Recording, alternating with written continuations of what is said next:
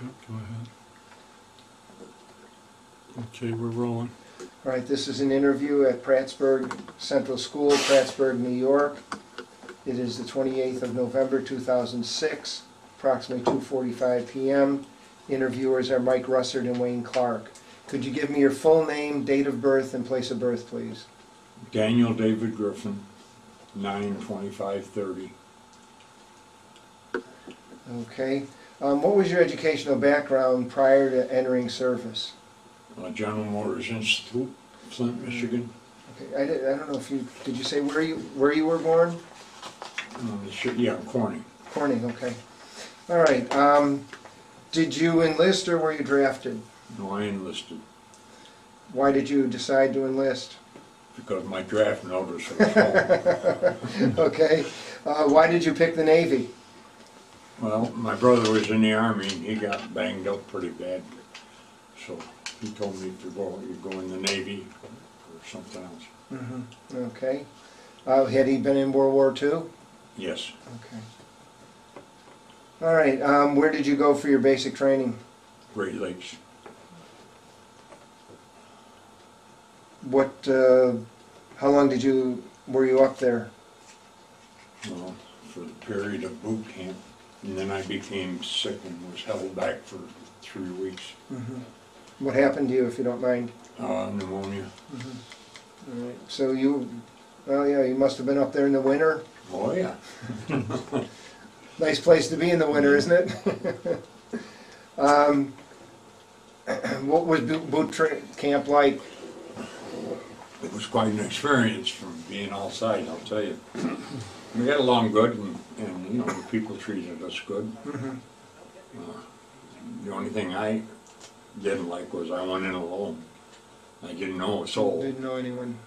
because I went into St. Louis, and I got the 3407597 serial number, and then I got in, you know, and I said, "Where are you from?" And I said, "New York State," you know, and it didn't add up, because if I went in, say, in Buffalo or Syracuse, I had a complete different set of numbers. Mm-hmm.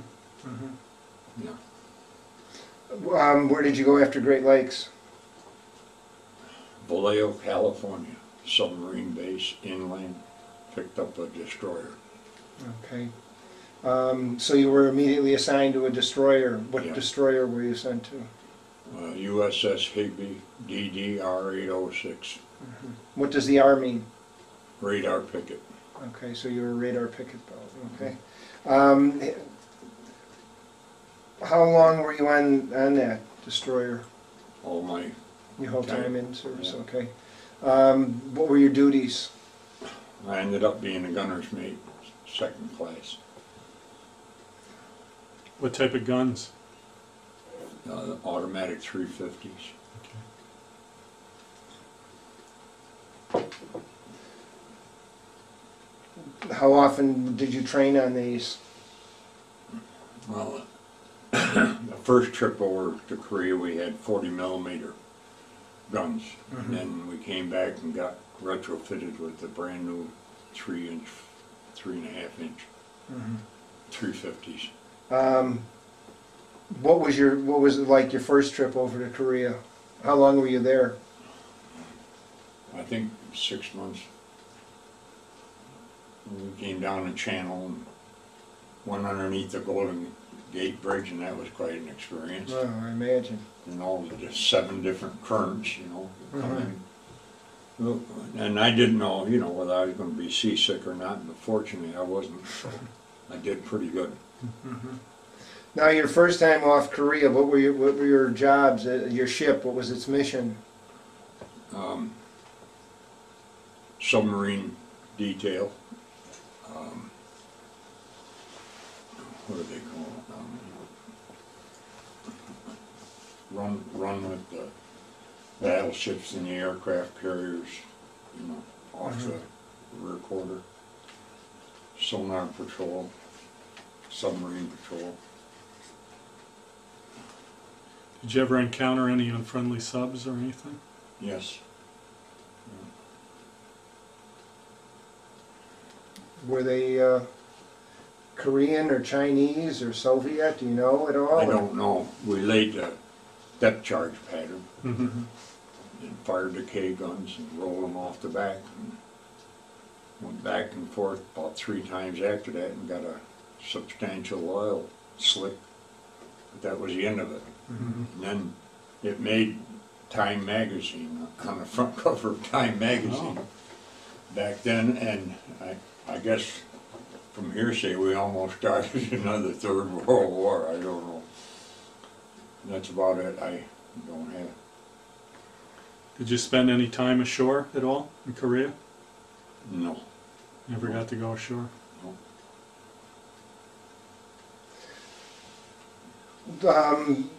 Now, your first 6 months you were off the coast of Korea the whole time? Did you ever do any counter-battery fire into Korea or Yeah, shore bombardment. shore bombardment? Yeah. Night.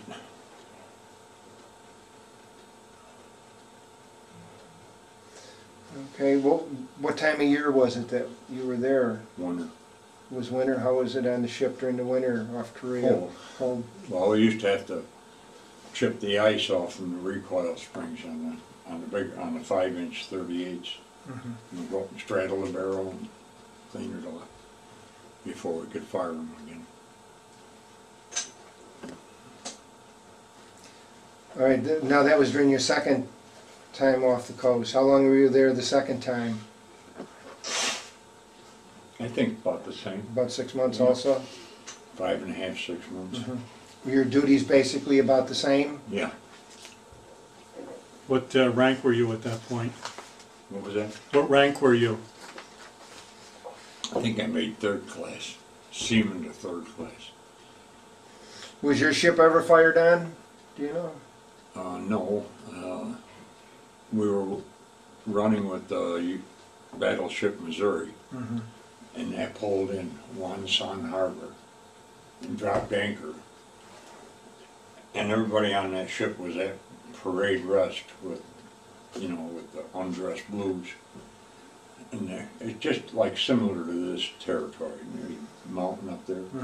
And those people up there, you know, just started shooting at the battleship and missing it by, say, 20 feet or so. So they sounded general quarters. And then we were ordered out of there to get up on the other side of the harbor. But nobody ever got hurt, nobody ever got hit. But you know, they had these retractable guns. They'd be built right in the side of the hill, and they'd come out and fire them and go back in. You couldn't tell where they were. Quite interesting. There any moments that stand out more than others while you were there? No. No.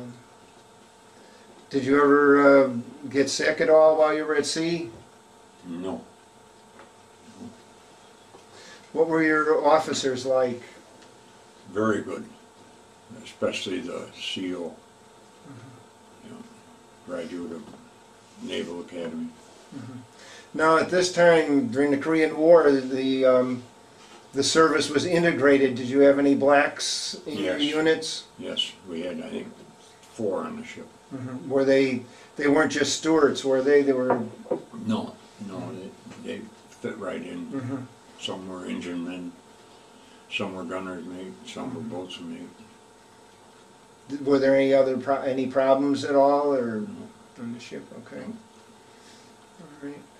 Did you ever, with your equipment, besides having to chip ice off, did you ever have any problems with your guns? No. Were you had to repair them or anything? Did you ever get to see any USO shows? No. Now, you said one thing that was kind of interesting was when you were being refueled. What could you talk about that? Yeah. Well, being a radar picket ship, we'd be dispatched by ourselves several times, sometimes a week at a time. And we got out there and we missed our tanker to take on fuel. So we figured we had 3 days fuel left, I guess. So some way or another they worked it. I don't know how it happened, a deal with the Merchant Marine, the British Merchant Marine, and you know, they said they would give us fuel. So we rendezvoused with them, and they were sitting dead in the water. It was dead calm. They put over the fenders, and we just nudged right up alongside of it and put over 3 or 4 ropes and locked right up to it. And I don't know if it was the officer or the deck or what, but he came out and looked up on the mast, and he seen the chaplain's flag. So he asked the officer, our officer of the deck, if we had a chaplain aboard, and he said yes. And he said, do you suppose you could come over and hear confessions and say mass? And you know, the officers, yeah, OD said fine, you know. So he paged. Name was John Rooney, great man, good priest. So it was going to take us probably an hour to take on fuel. And that thing was nothing but a rust bucket, you know. Of course, back then you joined the Merchant Marine, you were gone sometimes, what, 20, 25 years, you never went back home. So anyway, the fuel was good, and we tied up and took on the fuel. And when the chaplain came ahead, or came aboard, I don't know how he found out that I was a Catholic, but anyway, I got paged to go up to the quarterdeck. And I went up, and he was a full lieutenant, and shook hands with him, and he says, David, what are you? And I said, oh, I'm a gunner's mate. And he says, well, I got another duty for you. And I said, well, what's that? He says, you're going to be my elder boy. Oh, dear. What a mess that was. So anyway, we went aboard the tanker, and he heard confessions, I don't know, maybe 6 or 8, I guess. You know, they hadn't been to church or heard confession in over 20 years, some of them.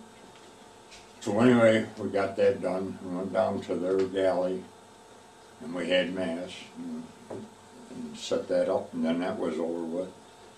Then the captain came down after I had a little aluminum case I put everything in. So he said, he asked the father, he said, are we done? The father says, yes. And he said, well, you and your sidekick come with me. So we went in the captain's quarters, which is unheard of on a Merchant Marine. And I never was so impressed in all my life. That thing just glittered, all solid cherry. And here's a cabinet over there with some of the best booze in the world. So he gets out a shot glass, about a double shot glass. I said about that high. And I don't know what it was, but he got it out and he poured it full for Padre and myself. You know?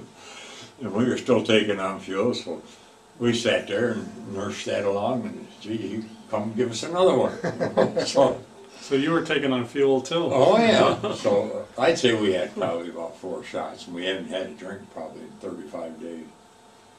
So we got excused and shook hands, and the captain of the ship was very grateful for Father coming over.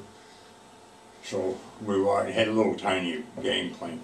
We were about that close to each other.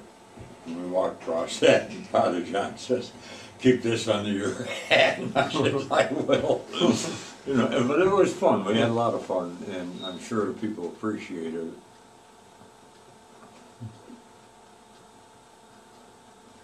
it. Were there any people on the ship that you were close friends with? Oh yeah, my fellow gunners mates. Mm-hmm. Yeah, I think we were supposed to have 8 in our crew. And I think we had always maintained at least 6 to run the gun mount.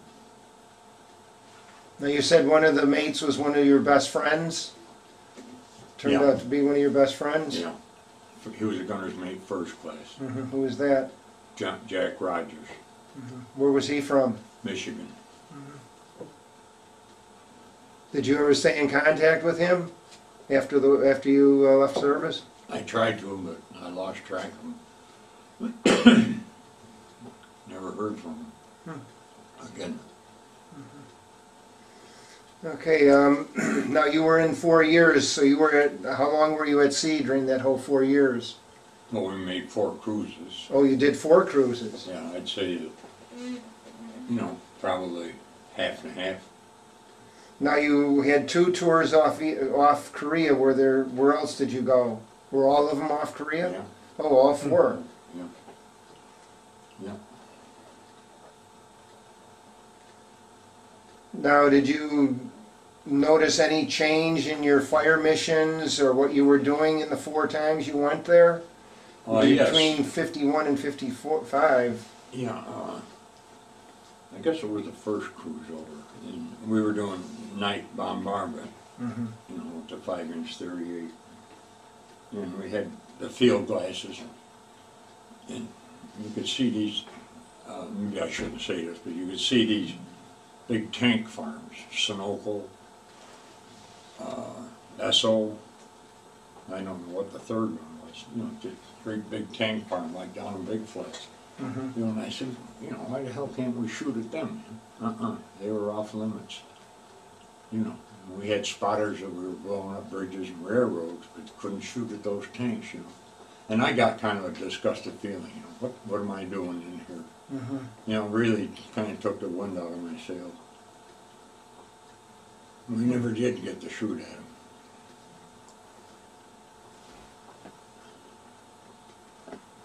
Did you ever get to see any USO shows at all? No, Now, all these targets, these were all in South Korea, but you weren't allowed to fire at them, or were they in North? North Korea. They were in North Korea. Yeah. Yeah.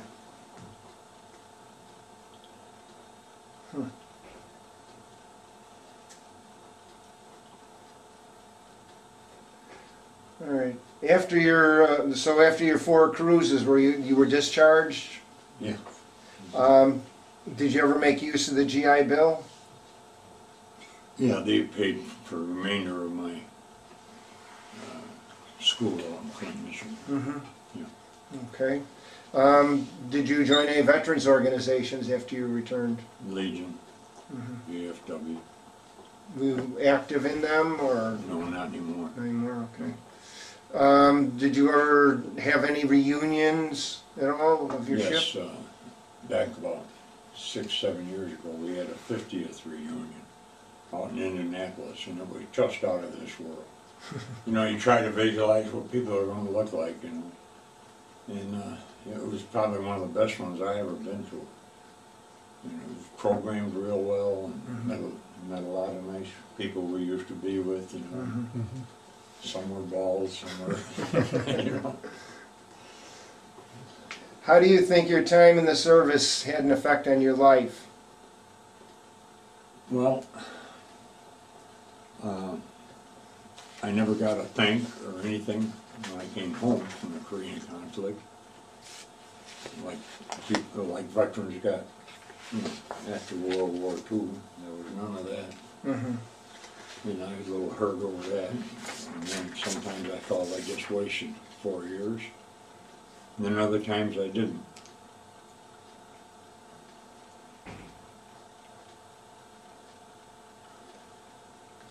Now, you said your brother had been in World War II. Yes. Did you ever talk to one another about your experiences, or? Not that much, no. He said very little Mm-hmm. from the time he went home till he died. All right. No, you had a patch or something there.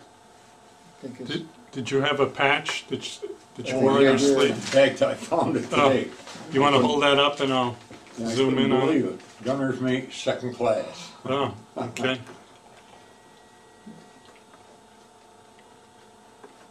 Okay, got it.